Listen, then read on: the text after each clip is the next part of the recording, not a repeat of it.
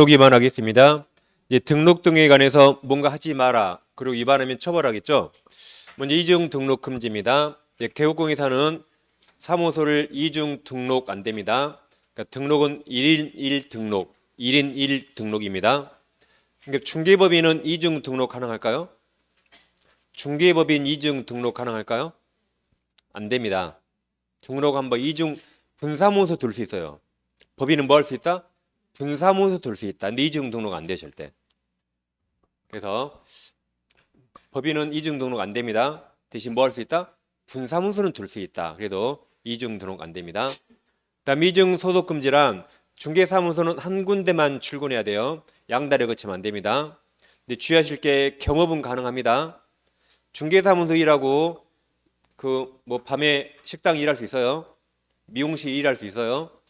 중개사무소를 한 군데만 출근하란 말입니다. 겸업은 가능하다. 중개사무소를 한 군데만 출근합니다. 여긴 조각 개공 등이네요. 그러니까 보존까지 사무소는 한 군데만 출근해야 됩니다. 그래서 개공 등은 다른 개공의 소공, 중개보존, 법인의 사원이면 될 수 없다. 그래서 보존까지 사무소는 한 군데만 출근합니다. 단 겸업은 가능하다 그랬죠? 두 개를 비교해야 됩니다. 그 다음 이제 세 번째, 등록증 양도되어 당연히 안 되겠죠. 개국공회사는 다른 사람에게 자기 성명 또는 여긴 등록증이라 상호도 들어갑니다. 상호를 사용하여 중개업무를 하게 하거나 자기 등록증을 양도되어서는 아니 됩니다. 이 항은 이제 빌리면 안 되겠죠. 누구든지 다른 사람의 성명 상호를 사용하여 중개업무를 하거나 다른 사람의 등록증 양수되어 받아 사용 안 됩니다. 하면 다 처벌되는 거죠. 처벌은 나중에 다 외웁니다. 아까 1교시 다 해봤어요 또. 그 다음 이제 무등록 중개업이 나옵니다. 자, 부동산 컨설팅 했는데 컨설팅은 상담이죠. 상담은 누구나 할 수 있어요. 국가 자격증 없습니다. 상담만 해야 돼요. 하다가 가끔 중개도 해야 돼요. 가끔 중개까지 하려면 등록해야겠죠. 그죠? 등록하지 않으면 컨설팅 할 수 있어요. 근데 그 컨설팅의 수반에서 중개업 하려면 등록해야 됩니다. 하지 않으면 무등록으로 처벌될 수 있습니다. 그 다음에 이제 이 중개사무소 등록에 관한 규정들은 공인사 자격 없는 자가 중개사무소 등록하지 아니한 채 부동산 중개입니까? 중개업입니까? 업. 중개는 처벌 안 된다 했죠? 업을 해야 처벌됩니다. 중개업을 하면서 체결한 중개 스스로 지급 약정을 제한하는 강행법규. 강행법규는 다 효력 규정 말하죠. 단속 규정은 단속이라 써집니다. 그냥 강행법규는 뭘 말한다? 효력 규정. 효력 규정에 해당한다고 봐야 하므로 자격 요건을 갖추지 못한 자가 중개 보수 약정은 효력 규정 위반 무효가 됩니다. 중개입니까? 중개업입니까? 중개업. 그래서 우리가 이렇게 계속 구별했습니다.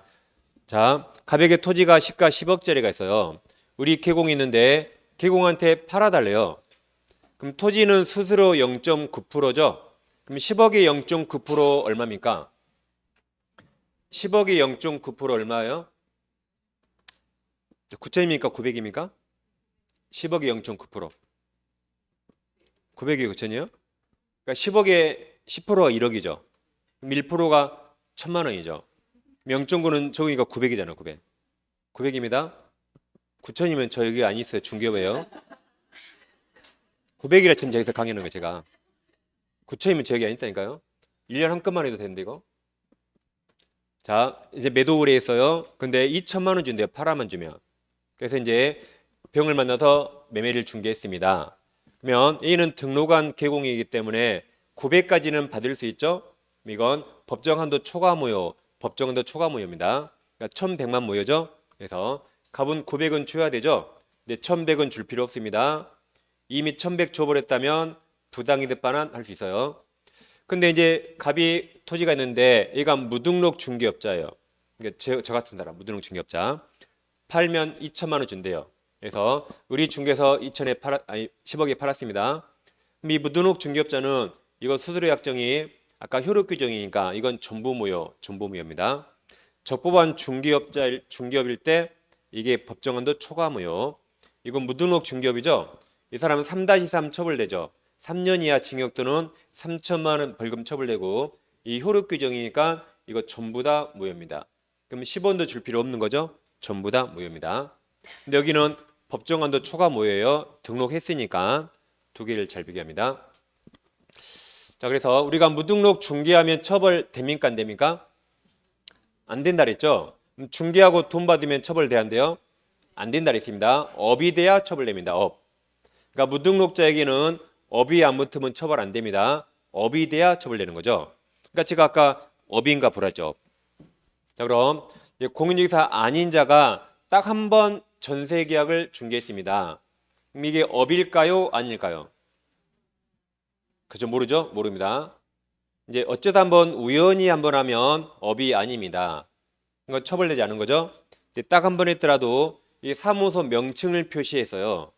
그럼 재수 없이 한 번에 걸린 거지 안 걸렸으면 계속 했겠죠. 그럼 얘는 업으로 봅니다. 그럼 얘는 처벌되고 얘는 처벌되지 않는다. 이게 우연한 기회가 이겁니다. 이게 우연한 기회에 한 번 중개하고 돈 받은 건 처벌 안 돼요. 이게 뭐다? 이게 우연한 기회. 이게 작년 민법 시험에 이걸 우연이라고 했죠. 우연이가 우연한 기회입니다.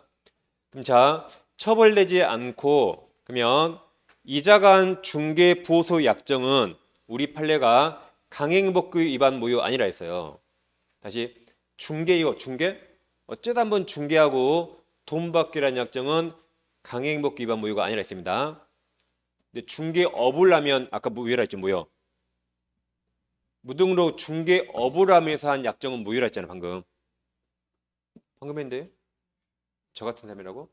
근데 어쩌다 한번 중개하는 것은 무등록 중개업이 아니죠. 그러면 그때 한 약정은 무효가 아니라 했어요. 받을 수 있다 없다? 있다. 받을 수 있다. 대신 이 사람은 자격증이 없으니까 우리 중개사법이 적용되지 않죠. 그러니까 중개보수 규정이 적용되지 않습니다. 그럼 얼마큼 받을까요? 적당히 상당한 범위 내에 받으라고요. 다시 이 사람은 자격증 없으니까 우리 중개사법이 적용되지 않아요. 그러니까 중개사법에 있는 중개 수수료 규정이 적용되지 않습니다. 그럼 얼만큼 받으라고요? 그냥 적당히 받을 수 있다. 두 개를 비교하세요. 다시 잡으세요. 자, 27페이지. 지금 여기 번호가 똑같아요. 다 동그란 3번. 27페이지 제일 밑에 동그라미 1, 2, 3 있죠. 그 동그라미 2번 있습니까? 자, 2번 자 둘째 줄. 등록하지 아니한 채 부동산 중개입니까? 중개업입니까? 중개업 동그라미예요. 그럼 그건 그 밑에 강행법 위반 무효예요. 무효. 수수료 약정. 중개업이니까. 네, 동그라미 3번은 공인사 자격업자가 우연한 기회에 이건 업이 아니죠. 업이 아니죠? 그럼 그 밑에 밑줄 강행법규 위반 무효가 아니라고요. 업이 아니니까. 그럼 받을 수 있죠. 대신 얼만큼? 상당한 인정 범위 내. 다시 동그라미 2번은 무등록 중개 업을 하죠. 그때 한 보수 약정 강행법규 위반 무효, 전부 무효. 동그라미 3번은 업이 아니죠. 그냥 중개죠. 그럼 처벌도 안 되고 보수 약정도 강행법 위반 무효가 아니에요. 그럼 받을 수 있죠? 대신 상당한 적당히 받으란 말입니다. 그러니까 동그라미 2번은 중개업, 무등록 중개업이라 보수 약정 무효. 3번은 무등록 중개고 중개업이 아니에요. 중개죠? 중개업이 아니라 보수 약정은 무효가 아니에요. 그럼 받을 수 있는데 적당히 받으란 말입니다. 그래서 2번은 중개업이고 3번은 중개업이 아닙니다. 그걸 잘 비교하셔야 돼요.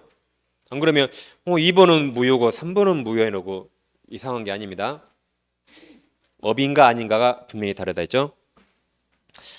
그 다음 넘어가시면 자, 그럼 일단 7번 봐보세요. 그럼 무등록 중개업자에게 여러분들이 중개를 의뢰했어요.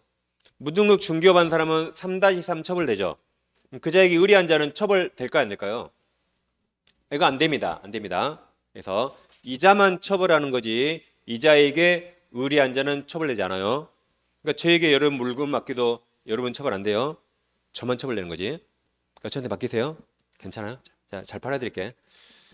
여기서 거래 당사자가 개설등록하지 아니하고 중개업을 하는 자에게 무등록 중개업자에게 중개 의뢰하더라도 그 의뢰 행위 자체는 법상 처벌상이 될 수 없으며 또한 의뢰인은 의뢰 행위를 무등록 중개 행위에 관한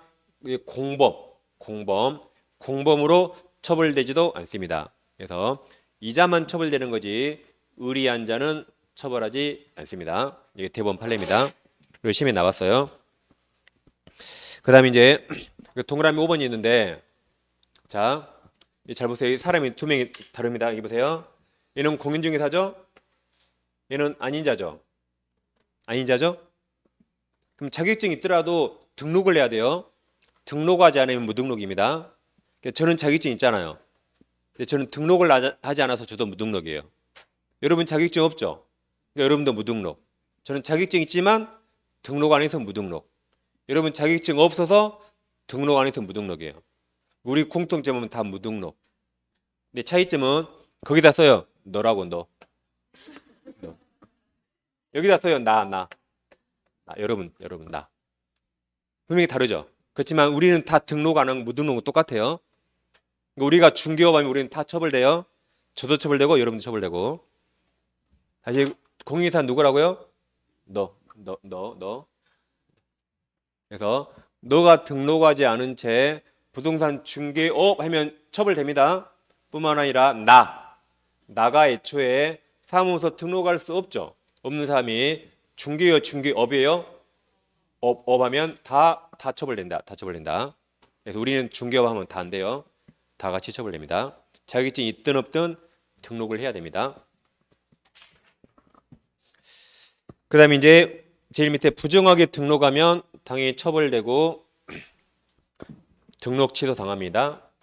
뭐 서류를 위조했다 이러면 안 되겠죠? 그래 부정하게 등록 안 됩니다. 이제 오른쪽 오시면 이제 중개업 경영이 나옵니다. 근데 경영에 관한 여러 가지 의무가 나오겠죠? 자, 제일 먼저 업무 지역이 있는데 자격증 있는 사람, 얘들은 자격증이 있죠. 얘들은 전국에 있는 거 다 중개할 수 있어요. 근데 부치상 개공은 자격증이 없죠. 그러니까 뭔가 차별이 있어야 돼요. 그래서 이 사람은 원칙적으로 사무소재 시도에 있는 것만 중개할 수 있습니다. 그럼 중개사무소가 서울특별시에 있으면 경기도 거 중개 못합니다. 서울특별시 것만 중개할 수 있어요. 사무소가 충청남도에 있으면 충청남도 것만 중개할 수 있어요. 뭐 대전광역시 중개 못합니다. 근데 예외적으로 이 사람이 부동산 거래 정보網에 가입해서 이용할 때는 그 정보網에 공개된 관할구역 외의 것도 중개 가능할 수 있다. 다시 원칙은 사무소 소재 시도권만. 예외적으로 거래 정보網에 가입해서 이걸 이용할 때는 그 정보網에 공개된 관할구역 것도 가능합니다. 원칙과 예외를 나누면 되겠습니다. 다음 이제 겸업이 아주 중요하죠. 겸업이 뭐 해마다 시험에 나옵니다. 그럼 자 우리 법입니다. 우리 중개사법에서는 법인은 겸업 제한이 있습니다. 법인. 우리 개인 사무소 공인중개사인 개공은 우리 법에는 제한 없습니다. 우리 중개사법에는 아무 겸업 제한 없어요. 개인 중에 부칙 얘는 자격증이 없죠. 얘는 겸업 제한 딱 하나 있어요. 경공무에 들이대면 못합니다. 얘는 제한이 딱 하나 있다. 뭐만 못한다? 자격증 없으니까 등기부를 못 봐요. 경공무에 들이등을 못합니다. 그럼 얘도 이 사람도 부칙상 개공도 이것 빼고는 뭐든지 할 수 있다는 말이죠. 다시 부칙상 개공도 이것 빼고는 뭐든지 할 수 있다는 말이죠.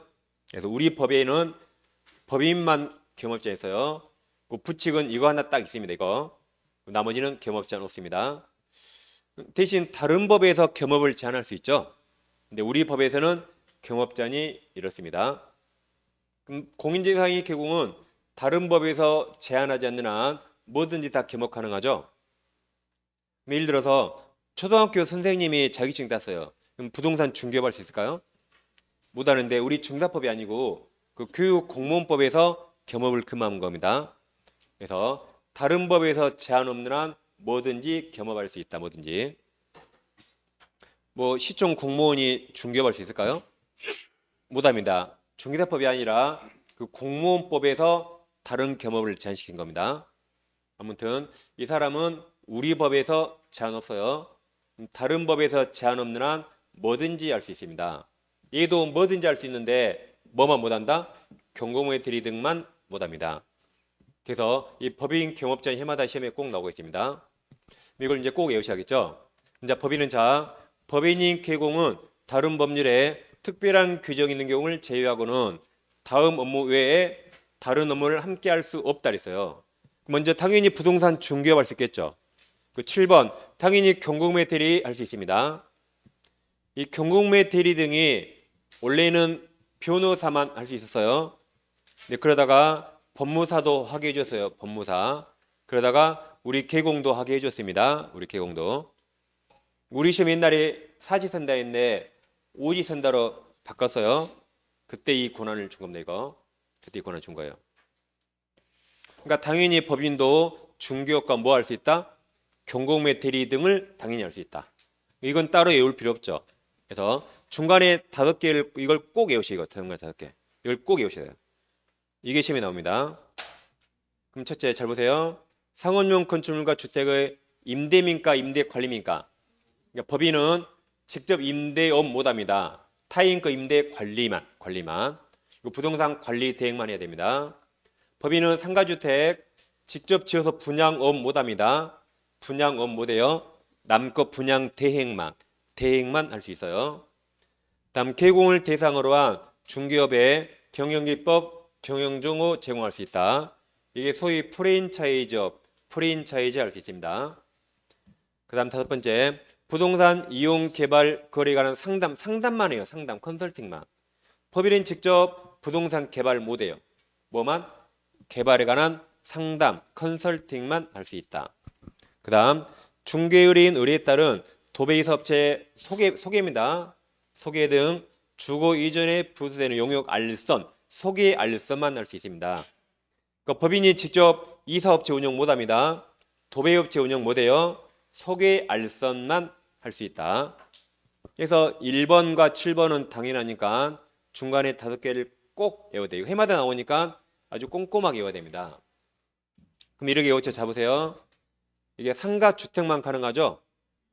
자, 토지 돼야 안 돼요. 토지 분양대 못합니다. 상가 주택만. 농업용 건축물 할 수 있나요? 농업용 못해요. 그렇게 다 시험에 나왔습니다.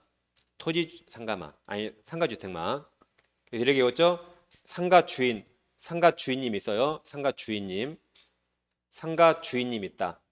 그러니까 상가 주인님이 엄청 관대해요. 사람이. 상가 주인님이 관대한 이렇게 분이대 상가 주인님이 엄청 관대한 분이대 이렇게 보세요. 상가 주인님이 관대한 분이대 외웠습니다. 어떻게 관대요? 우리에게 경제에 관해서 상세하게 알려줘요. 다시 경제에 관해서 우리에게 상세하게 알려줍니다. 그러니까 상가 주인은 뭐 돈도 좀 많겠죠. 그렇죠? 그러니까 경제도 잘 알아요. 그래서 상가 주인님이 관대한 분이대 어떻게 관대? 우리에게 경제에 관해서 상세하게 알려줘요. 이렇게 꼼꼼하게 딱 외워야 됩니다. 그래야 이게 정확히 맞출 수 있어요. 그리고 여기 누구를 대상으로 한다? 개공. 프랜차이즈업은 알바를 대상으로 합니까? 프랜차이즈를? 당연히 업주를 대상으로 하겠죠? 이걸 공인중개사라고 낸 적이 있고 이걸 세상에 공인중개사 수험생이라고 낸 적이 있어요. 시험 보다 깜짝 놀랐죠? 나네? 여러분 시험 보다 깜짝 놀랐죠? 나를 대상으로 해? 누굴 대상으로 한다? 프랜차이즈는 당연히 업주를 대상으로 한다. 다시 해봐요. 상주님은 관대한 분이되 경제에 상소히 알려집니다. 이렇게 완벽합니다. 알 수 있겠죠? 상주님이 관대한 분이되 경제에 관한 상소히 알려집니다. 그럼 지금까지 그럼 얘들은 중기업이 아니죠. 얘들을 뭘 한다? 겸업. 얘들은 중기업이 아니죠? 겸업. 그럼 보수를 어떻게 받을까요? 여기만 중개보수 규정이 적용되고 이 겸업은 중개보수 규정이 적용되지 않습니다. 그럼 다른 법에 규정이 있으면 그 법에 따르고 다른 법에 규정이 없다면 합의에 따라 얼마든 받아도 됩니다.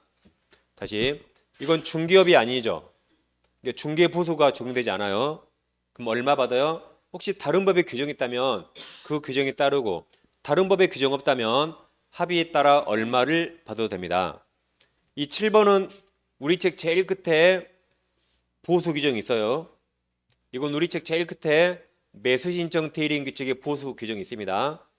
근데 중간에 5개는 제가 알기로 다른 법에 규정 없어요. 제가 알기로. 물론 제가 혹시 모를 수 있겠지만 아무튼 제가 알기로 다른 법에 제한이 없습니다. 그럼 이건 합의에 따라 얼마를 받아도 상관없습니다. 예를 들어 내가 프랜차이즈를 해요. 우리 프랜차이즈 가입비 뭐 5천만 원 받을 수 있어요. 아무도 등록 안 하겠지만 받을 수 있다. 제한 없어요. 컨설팅 해주고 몇 천만 원 매덕 받을 수 있습니다. 몇 천만 원. 합의에 따라 받을 수 있다. 그리고 상가주택 임대관리 분양대행 합의에 따라 얼마든 받을 수 있습니다. 예를 들어서 그 서울 사람이 이쪽에 원룸이 많이 있어요. 원룸. 그러면 그 원룸 중개할 때마다 서울에서 내려올까요? 201호 계약 쓸 때마다 보통 거기 중개사한테 다 맡긴다고요. 거기 있는 중개사가 자기 동네에 원룸을 한 10개를 딱 잡고 있다. 10개 임대 관리만 해도 돈 엄청 많이 벌 수 있습니다. 그럴 수 있겠죠? 그런 거 할 수 있어요.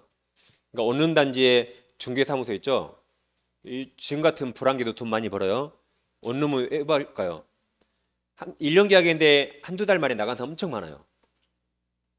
그런 사람 있겠죠? 뭐 아파트도 월세인 사람 또 그만 옮기잖아요. 원룸 훨씬 더 많습니다. 그래서 이런 거 하면 합의에 따라 얼마든 받아도 된다. 그럼 이거 수수료 받고 중개 수수료 또 받는 거죠. 그럼 중개 수수료는 중개 보수 적용되고 이건 중개 보수 적용 안 되고 합의에 따라 받을 수 있다. 그리고 상가주택 분양 대행도 합의에 따라 얼마든 받아도 됩니다. 지금 광주 가니까 이러더라고요. 아파트나 막 오피스를 지었잖아요. 누가 안 사요. 그러니까 개공들한테 아침에 9시 출근 도장증 막 2만 원 주더라고요. 이거 하라고 아침에 와서 도장 딱 지문 찍죠. 그럼 2만 원 주죠 하루에. 그러니까 그 동네 모두 전기사들이 거기 도장 찍고 항상 출근해요 다. 그럼 하루 2만 원씩 버는 거죠 이제. 요즘 그러긴 합니다. 안 팔리니까 어떻게든 오게 만들어요. 그래서 이런 거 하면 합의에 따라 얼마든 받아도 된다. 뭐 상가도 그러죠. 상가가 아파트 단지 근처 상가가 한 뭐 1층이 막 5억씩 하잖아요 보통. 한 10평짜리. 전주도가 그 정도 합니까? 아파트 좀 가까운데 1층 상가. 안 팔리니까 팔아지면 막 분양 대행해지면 막 5천만 원 주잖아요. 10%. 그런 거 할 수 있으려게 할 수 있다. 할 수 있다. 분양하고 중개는 달라요. 이건 대신 팔아준 거죠. 중개는 다르죠. 중개는 뭐 한 거죠? 두 사람을 소개하는 거. 이건 대신 팔아주는 거. 다릅니다. 중개와 대신 팔아주는 거 달라요. 여러분 친척 아파트 여러분 대신 팔 수 있죠. 그건 대신 파는 거고 중개가 아니잖아요. 그러니까 중개는 중개 보수 규정되어 있지만 대신 팔아주는 건 경업이고 중개 보수 규정이 적용되지 않습니다. 그래서 경기가 어려울수록 이게 보수가 더 많아지겠죠. 뭐 상가 지어서 잘 팔리면 뭐하러 중개사한테 맡겨요. 내가 상가 주인이 팔지. 안 팔리니까 이걸 중개사한테 맡기는 거죠. 아무튼 꼭 외우세요. 상주님은 관대문의대 경제를 항상 알려준다. 그래서 애들은 중개 보수 규정 적용되지 않는다. 자 그럼 이제 법인은 이것만 할 수 있어요. 중개업과 경공매매를 할 수 있고 중간에 5가지가 상주님은 관대한 분이대 경제를 상소히 알려준다 이었거든요. 그럼 자 이제 이렇게 시험에 나왔어요. 그럼 법인이 개공 임대업 할 수 있습니까 없습니까? 할 수 없죠. 임대 관리만 할 수 있다. 그러면 농업용 건축물 관리 대행할 수 있나요? 할 수 없어요. 뭐만? 상가주택만. 농업용 없습니다. 상업용 건축물입니다. X. 다음 토지 관리 대행할 수 있나요? 없습니다. 상가주택만. 다음 이사 도배업체 운영할 수 있나요? 없습니다. 소개할 것만 이렇게 다 시험에 나왔어요. 자 그럼 개인인 개공들 할 수 있나 이거? 할 수 있죠. 공인중개사와 부책 할 수 있어 이거 할 수 있다. 법인만 못한다. 그러니까 개인들은 특별히 제한 없었죠. 법인만 못한다. 개인들은 할 수 있어요. 할 수 있다. 개인들은 겸업자는 없었잖아요. 그러게 시험에 나오고 있습니다. 그러니까 이걸 아무튼 완벽히 딱 이렇게 오셔야 돼요. 자 그럼 정리합니다. 이들 아까 중개업 아니라 했죠? 중개보도 적용되지 않는다 했습니다. 그 다음에 이제 이게 아까 이걸 좀 분석해 보면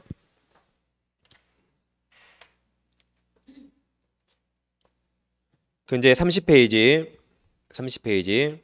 위쪽에 지금 박스에 있습니다. 아까 박스에 OX 했어요. 박스 밑에 7번 있나요? 7번 있죠? 7번이 이렇게 정확히 4개로 분석했어요. 첫째, 경매부동산, 권리분석, 취득알선, 그리고 공매부동산도 권리분석, 취득알선.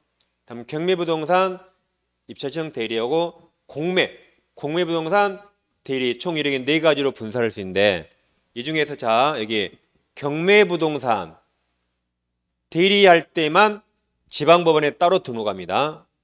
다시 4개 중에 뭐 할 때만? 경매부동산에 의해서 대리할 때만 지방법원에 따로 등록을 해야 돼요. 이걸 우리 책 제일 끝에 있는 매수신청 대리 등록이라고 공부했습니다. 다시 넷 중에 경매부동산 대리할 때만 법원에 등록해야 한다. 이게 매수신청 대리 등록입니다. 그럼 나는 이것만 할 거야? 이것만. 그럼 법원에 등록할 필요 없어요. 나는 이거 해야지. 그럼 법원에 등록할 필요 없다. 뭐 할 때만? 경매 대리 등록 외워요. 경매부동산을 대리할 때만 법원에 등록해야 됩니다. 이 3가지는 법원에 등록하지 않고도 할 수 있어요. 이거 할 때만 법원에 등록합니다. 이것을 매수신청 대리 등록이랍니다. 그게 이제 그 밑에 밤가루 2번에 서 있죠. 밤가루 2번 밑줄 3개 보이죠. 경매대리 등록 이렇게 경매대리 등록. 나머지는 등록할 필요 없습니다. 다음 3번은 아까 중개업 이외 겸업은 그 합의에 따른다 했죠. 자, 그럼 밑에 제일 밑에 박스가 있거든요.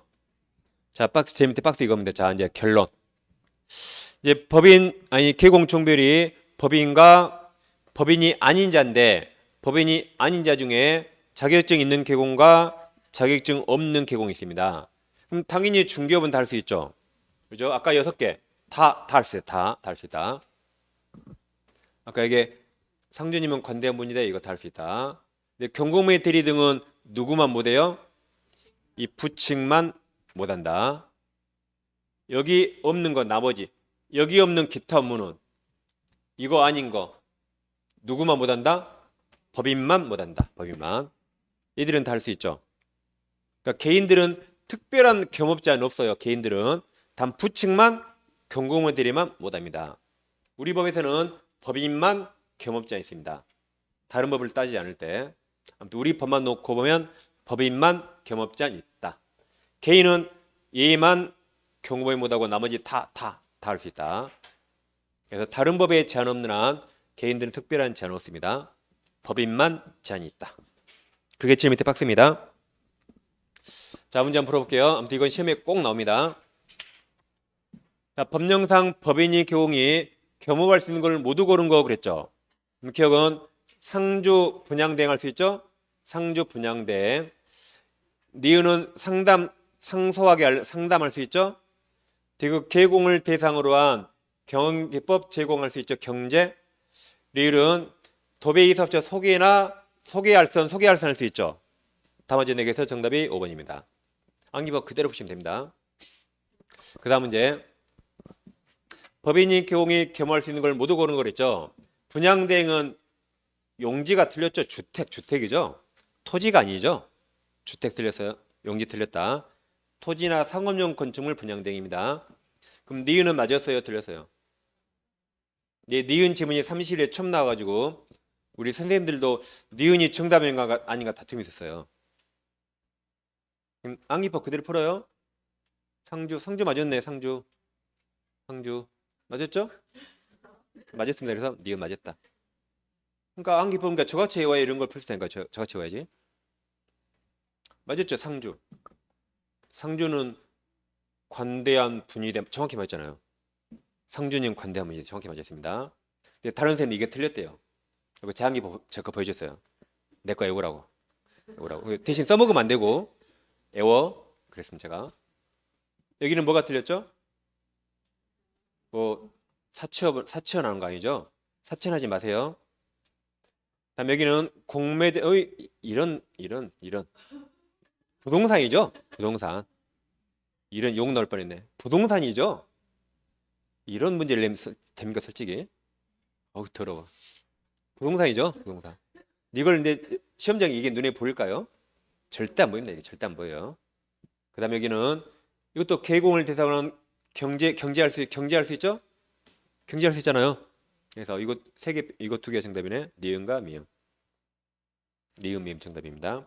다행히 니은 리을 미음 없었어. 다행히 니은 리을 미음 없었죠. 다행히 있었으면 거기다 다 답을 했을지 모르는데. 그다음에 그래서 양심이 있어가지고 니을 리을 미음 없었네 여기. 양심이 있어가지고 2번이 정답입니다. 아무튼 이대로 외우시면 어떤 문제도 풀 수 있습니다. 그 다음 이제 고용인으로 갑니다. 자, 이제 31페이지. 고용에서 개공이 고용인을 꼭 고용해야 됩니까? 혼자 한 사람 엄청 많죠? 혼자 한 사람? 분사문서는 책임자는 둬야겠죠? 근데 밑에 고용인 둘 필요 없죠? 책임자 혼자 이래도 됩니다. 그 동그라미 2번 삭제해 주세요. 지금 양거를 1번에서 동그라미 2번 있죠? 그것 좀 지우세요. 이게 10월 달에 법이 바뀌거든요. 10월 달에. 그러니까 지금 지워둡니다. 지금 31페이지 제일 상단에 동그라미 2번 지워주세요. 이 10월 달에 법이 바뀌니까 지금부터 안 보는 게 좋을 것 같습니다. 바뀐 내용은 나중에 제가 말씀드립니다. 다음에 양가로 2번 이제 고용인을 고용하든 말든 자기 맘인데 고용하거나 고용관계가 종료되면 신고를 해줘야 됩니다. 그래서 양가로 2번에 동그라미 1, 2, 3, 4 이거 시험에 꼭 나오고 있습니다. 자, 그럼 먼저 이제 개공이 소공과 보조를 고용할 때 실무교육과 직무교육을 받고 간 후 사전 신고입니다. 업무 개시 전에 사전 신고한다. 인터넷 신고할 수 있죠? 전자 신고 가능하다. 그러니까 고용인이 책상 앉기 전에 미리 신고하고 안치하겠죠? 사전 신고입니다. 그다음 이제 등록관청이 소공 자격을 확인합니다. 자격증 사본 제출하지 않아요. 그다음 고용 신고받은 등록관청이 고용인의 결격사유에 해당된가 보고 또 자격증도 보는 것이고 실무교육 같은 거 다 확인합니다. 공무원이 확인한다. 그다음 개공이 소공 보존과 고용관계가 종료됐죠. 그럼 이건 사후 신고, 사후. 그러니까 고용 신고는 사전, 업무 개시 전에 사전 신고. 그만둔 날부터 며칠 이내? 10일 이내. 여러분 소공이 그만둔다고 말할까요? 술 마시고 열받아서 안 나오는 거지. 다시 여러분 같으면 그만둔다고 말해요? 술 먹고 열받아 안 나와버려요. 술 마시고 열받아 안 나오거든요. 그러니까 이건 사전에 신고하기 힘들어요. 그러겠죠? 이건 술 마시고 열받아 안 나온 거니까 사전에 신고하기 힘들다고요. 그러니까 그만두고 며칠 이내 10일 동안 안 나오면 그때 신고해야 돼요. 삐져가지고 안 나오면. 이도 10시험에 냅니다. 10일. 그러니까 일할 때는 미리 사전에 일한다고 하겠죠. 미리. 그러니까 사전 신고. 근데 그만둘 때는 그냥 열받아서 핸드폰 꺼버리거든요. 그러니까 사전에 신고할 수가 없죠. 그러니까 사후 신고. 며칠 이내? 10일. 10일 외우세요. 10일 시험에 나옵니다. 자, 그럼 1회 28회 문제. 법령상 고용인의 신고 설명 옳은 겁니다. 1번 고용신고 아까 전자문서 할 수 있다 그랬죠? 이게 정답이네요. 2번. 자, 2번은 제일 그때 뭘 확인하라 그랬죠? 자격 확인. 그럼 보조원이에요, 소공이에요? 소공이지, 소공. 자격증은 보조원이 없죠? 소공. 3번. 중개 보조원은 고용신고를 전 1년 이내 무슨 교육 받아야 돼요? 보조원은 직무교육. 소공이 실무교육. 원개공은 소공과 고용관계가 종료되면 고용관계 종료된 날부터 며칠이죠? 10일 이내 신고하라 그랬죠? 종료하고 며칠 이내? 10일 이내. 십자 시험에 잘 나와요. 외우세요. 십자. 자, 종료죠? 봐보세요. 여기 이응자 빼고 써봐요. 종료를 이응자 안 빼고 써보세요. 몇 글자인가? 한번 써보세요. 여러분이. 책에 써봐요. 지금. 이응자 빼고 써봐요. 이거 몇 글자인가? 몇 글자예요? 1글자죠. 자, 원래 이런 거 좋아하잖아요. 원래. 이응자 빼면 1, 2, 3, 4, 5, 6, 7, 8, 9, 10이잖아요. 11. 여보세요? 이행질 없는 거 똑같으니까. 자, 이제 좀 어려운 게 나옵니다. 자, 31페이지 하단에 큰 2번이죠. 자, 고용인의 자, 제목의 동그라미 쳐보세요. 업무상행위의 동그라미 쳐보세요. 그리고 저같이 책에 척합니다. 동그라미 쳐가지고 여러 개 화살표 여러 개.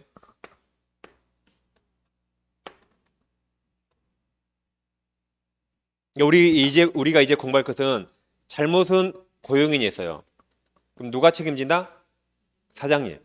그러니까 고용인이 잘못하면 고용인도 당연히 책임지겠죠. 그건 공부할 필요가 없어요. 당연하니까. 근데 고용인이 잘못했는데 누구도 책임진다? 사장님도 책임지는 걸 공부합니다. 다시 고용인 잘못하면 당연히 이 인간 책임져야겠죠. 그러니까 공부할 게 없어요. 그래요? 근데 누가 책임진다? 사장님이.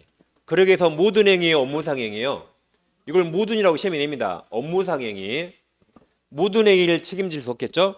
중개 업무상행위를 개공행위로 봐서 개공이 책임지는 겁니다. 우리는 지금 공부하는 건 개공이 잘못해서 개공이 책임지는 게 아니에요. 고용인이 잘못해서 개공이 책임진 걸 공부합니다. 그럼 법 15조 2항이 이겁니다.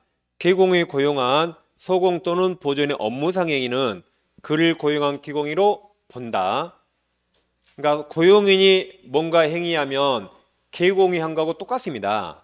그럼 잘못하면 책임지는 거죠. 항상 책임의 세 가지를 봐요. 행정, 형사, 민사 세 가지입니다. 먼저 민사 책임이 손해배상이죠. 이건 이제 무과실 책임이 무과실 책임. 무과실이란 고유과실이 없더라도 책임지는 겁니다.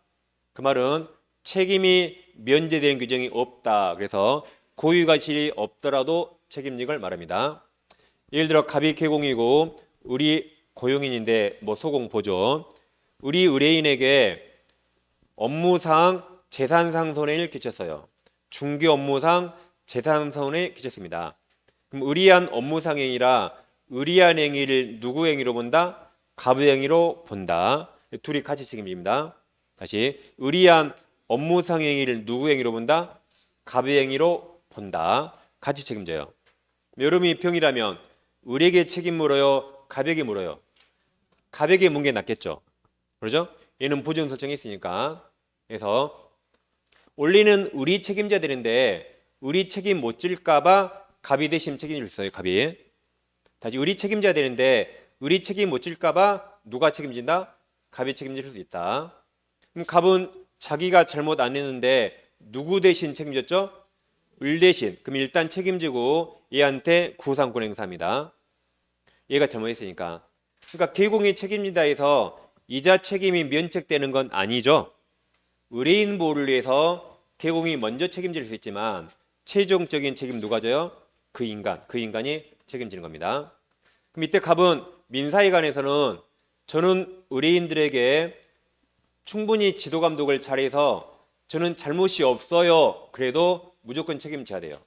무조건 책임지고 그것을 의뢰에게 최종적으로 책임 물으면 됩니다. 이걸 개공은 고유과실이 없더라도 의뢰인에게 무조건 책임지고 책임을 면하는 규정이 없다고 표현합니다. 그게 민사 책임입니다. 민사는 무과실 책임. 자, 왜냐하면 갑이 책임지면 그 돈이 다 의뢰인한테 가죠. 다시 갑이 책임지면 그 돈이 누구한테 가요? 의뢰인에게 가니까 이자 보호를 해서 무과실 책임입니다. 자, 그럼 이제 형사 책임 양벌 규정이 있는데 이건 과실 책임이에요. 개공이 고유과실이 있으면 책임지고 고유과실이 없으면 책임지지 않습니다. 그래서 책임을 면하는 규정이 있다 그래요. 자, 그럼 소공이나 보조원, 법인의 임원 또는 사원이 법 48조가 3-3, 3년 이하 징역 또는 3천만 원 이하 벌금, 49조가 1년 이하 또는 1천 이하 벌금 위반을 행위한 때 그 행위자를 벌하는 외에 그를 고용한 개공에 대해도 해당 주에 규정된 벌금입니까? 징역형입니까? 벌금형을 과한다. 그러니까 직접 잘못한 고용인들은 직접 잘못했으니까 깜빵 갈 수 있고 벌금 낼 수 있죠. 근데 개공이 직접 잘못한 거 아니죠. 그러니까 깜빵은 아니고 뭘 묻는다? 벌금을 과할 수 있다. 여기 면책 규정이 있어요. 다만 그 개공이 그 위반 행위를 방지하기 위해서 해당 업무에 관해서 상당한 주의와 감독을 게을리하지 아니한 경우에는 벌금형을 과하지 아니할 수 있다. 벌금형을 과하지 아니할 수 있다 해서 개공은 잘못 없으면 책임 안 지고 잘못 있을 때만 책임지는 여긴 과실 책임입니다. 아까 민사는 무슨 책임? 무과실 책임. 여기는 무슨 책임? 왜냐하면 자 보세요. 개공이 벌금 내면 그 벌금이 의뢰인에게 갑니까? 국가에게 갑니까? 국가. 그러니까 국가는 당신 잘못 쓰면 돈 안 받겠다고요. 대신 개공이 벌금 내면 그 벌금이 의뢰인에게 가요? 국가한테 가요? 국가. 그러니까 국가는 당신이 잘못 없으면 돈 안 받겠다 이거예요. 약간 민사는 개공이 민사 책임지면 그 돈이 국가한테 가요? 의뢰인한테 가요? 그러니까 의뢰인 몰래에서 무과실 책임이에요. 의뢰인 몰래에서. 그 돈이 의뢰인에게 오니까 의뢰인을 보호하기 위해서 너는 무과실 책임. 근데 벌금 내면 그 돈이 국가한테 가요? 의뢰인한테 가요? 국가한테 가니까 국가는 당신이 잘못 쓰면 벌금 안 받겠다. 안 받게 됩니다. 좀 다르죠? 그럼 예를 들어볼게요. 갑이 개공이고 우리 소공입니다. 소공이 직접거래 있다. 직접거래. 그럼 직접거래는 3-3 처벌되거든요. 우리가 1교시 3-3 외웠죠? 무협지가 부모님이 못 보고 교란한다. 그래서 직접거래는 뭐다? 3-3. 그럼 소공이 직접거래하면 소공은 깜빵 갈 수 있고 벌금 낼 수 있죠. 네 행위를 누구 행위로 본다? 개공행위로 본다. 이 행위를 누구 행위? 개공행위로 본다. 내 개공은 징역이 아니라 뭐만 받는다? 벌금. 그러니까 3천만 원 이하 벌금만 받는다. 개공은 3천 이하 벌금만 받는다. 대신 개공이 야, 너 이런 거 하지 마 라고 상당한 주의와 감독을 게을리하지 않았다면 벌금 선고받지 않을 수 있어요. 면책 규정이 있습니다. 국가가 당신이 잘못했으면 벌금 안 받겠다 이 말입니다. 그래서 소공은 직접 잘못했으니까 깜빵 가거나 벌금 낼 수 있는데 개공의 중에 벌금형만 선고받을 수 있다. 단 상당한 주의와 감독을 게을리하지 않았다면 벌금 받지 않을 수도 있습니다. 면책 규정이 있습니다. 그다음에 형사책임인데 형사책임에서 이제 양벌 규정에서 결격사유 문제가 되거든요. 자, 이제 32페이지 펴보세요. 그 양벌 위반 형사책임 있죠? 그럼 동그라미 1번 했고 동그라미 2번이 있습니다. 자, 2번 두 줄 있죠? 우리가 결격사유 이렇게 외웠죠. 금정후에 3년 동안요. 이 300은 퍼세 하면서 자치 3년 할 때 발생한 일인데 자정에 무정황에 재파로 등쳤었죠. 이게 여기서 이 법 위반 300만 원 이상 벌금 받으면 몇 년 결격이죠? 3년 결격인데 자, 개공이 자기가 잘못한 게 아니라 양벌 규정에 따라 벌금 받으면 이 벌금에 해당할까 문제가 돼요. 개공이 자기 잘못이 아니라 양벌 규정에 따라 벌금 받으면 이 벌금에 해당할까 문제가 되는데 우리는 그렇지 않다 했습니다. 이게 판례예요. 결격 사유에 개정된 2,300원 퍼세 2,3%에는 개공이 자기가 잘못한 게 아니라 고용인 때문에 양벌 규정에 따라 받은 건 포함되지 않는다. 그 말은 결격이 아니다. 그러니까 개공 자기가 잘못해서 벌금 받아야 결격이고 고용인 때문에 양벌 규정으로 벌금 받은 건 이 결격에 해당하지 않는다 했습니다. 이게 더 공평해 보이죠? 개공이 너무 가오가죠. 벌금도 내고 중개업도 못하게 하면 가오갑니다. 그게 이제 동그라미 2번입니다. 이제 양가로 하면 행정책임이 있어요. 행정책임. 자, 이제 고용인이 중개업무와 관련해서 법 위반하면 개공행위로 보기 때문에 개공이 업무정지나 등록 취소 받을 수 있습니다. 예를 들어 갑이 개공이고 우리 소공인데 소공이 또 직접 거래 아까 하셨잖아요. 그럼 소인 설거지 금지행위라 소공은 자격정지 받을 수 있습니다. 고용인의 업무상 행위는 개공행위로 본다. 개공은 임등치 받을 수 있어요. 개공이 직접 거래한 거니까 임등치가 무협지, 증기상속구단 이렇게 나갔죠. 그래서 개공은 임득치 받을 수 있다. 다시 고용인이 직접 거래하면 개공행위로 본다. 그럼 소공은 금지행위 자격증이 사유고 개공은 이무적 등록 취소 받을 수 있습니다. 네 문제는 이제 중개보조원이에요. 중개보조원. 보조원이 직접 거래했습니다. 그러면 행정처분 받아야 안 받아요? 얘는 받을 수가 없죠. 증이 없는데. 자격증 등록증 없죠? 얘는 행정처분 받을 수가 없어요. 자격 취소 받을 수 없죠. 등록 취소 받을 수 없죠? 그러면 고용인의 업무상행위는 개공행위로 본다 해서 개공이 임등치 받을 수 있는 겁니다. 그래서 보조원은 행정처분 못 받지만 그걸 개공행위로 보기 때문에 개공이 임등치 받을 수 있게 됩니다. 행정책임입니다. 그럼 이제 종합하면 소공이 만약에 중개보수를 초과 소수했다. 그럼 항상 책임은 세 가지예요. 민사, 행정, 형사. 의뢰인에게 손해있다면 당연히 수수료 다시 돌려줘야겠죠. 다시 민사 책임 손해배상 해야 됩니다. 그리고 소인 설거지 자격정지예요. 자격정지. 지가 금지행위. 매할 초판, 증기상속 금지행위, 자격정지. 그리고 소공이 금지행위하면 1-1이 소수로 했죠. 등소양, 매할 초판사인, 유보양 압포. 그래서 소공이 초과수사면 이렇게 세 가지 책임을 져야 돼요. 세 가지 책임 져야 된다. 그럼 소공의 업무상행위는 개공행위로 본다. 개공도 얘랑 같이 민사책임 집니다. 그리고 얘는 임등치. 매할 초판사 임등치 받을 수 있다. 그리고 얘는 직접 잘못했으니까 깜빵 갈 수 있고 벌금 낼 수 있지만 개공은 무슨 형만? 벌금형만 받을 수 있다. 벌금형만. 다시 소공이 초과수수했죠. 개공행위로 본다. 민사책임 같이 질 수 있어요. 행정처분은 소공은 금지행위가 자격정지, 개공은 금지행위가 임등치 받을 수 있다. 얘는 직접 잘못했으니까 깜빵 갈 수 있고 벌금 낼 수 있고, 개공은 양벌 규정으로 뭐만? 벌금형만 받을 수 있다. 이렇게 됩니다.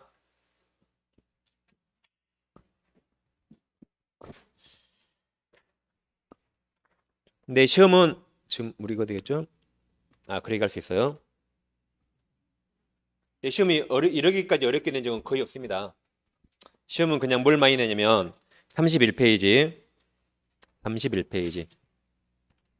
제일 밑에 양과를 원 민사책임 있나요? 그 바로 위에 두 줄 있죠. 15조 양. 시험은 거의 그만 냈어요. 업무상 행위를 모든 행위로 바꿔내요. 모든 행위라고. 시험은 거의 그만 냈습니다. 그래서 15조 양은 꼭 알아두시고, 이제 시간 여유가 생기면 밑에 양가로 1번 다음 페이지 양가로 2번 3번을 보면 됩니다. 그러니까 뭐든지 다 하지도 말고 다 안 하지도 말고, 뭐든지 일단 가장 많이 넣은 것만 딱 하고 시간 나면 늘리고 해야겠죠. 다시 뭐든지 다 하지도 말고 다 안 하지도 말고. 한국말 알아먹었죠? 그 중에 가장 중요한 거 먼저 하고 시간 나면 플러스하고 해야겠죠. 저는 이제 2차 하신 분들은 다 이 정도 해야 되니까 2차 하신 분들은 100점 목표를 하잖아요. 근데 이 동차 하신 분들은 뭐부터 하라고요? 아까 그 15조 양 두 줄 모든 행위 X 업무상 행위라고 그것부터 하는 겁니다. 뭐든지 다 단계가 있어요. 2차까지 하신 분들은 이렇게 다 이렇게 하세요. 여기까지. 자, 이제 중개사무소가 나옵니다. 문제 있나? 중개사무소. 중개사무소부터 10분 쉬고 하겠습니다.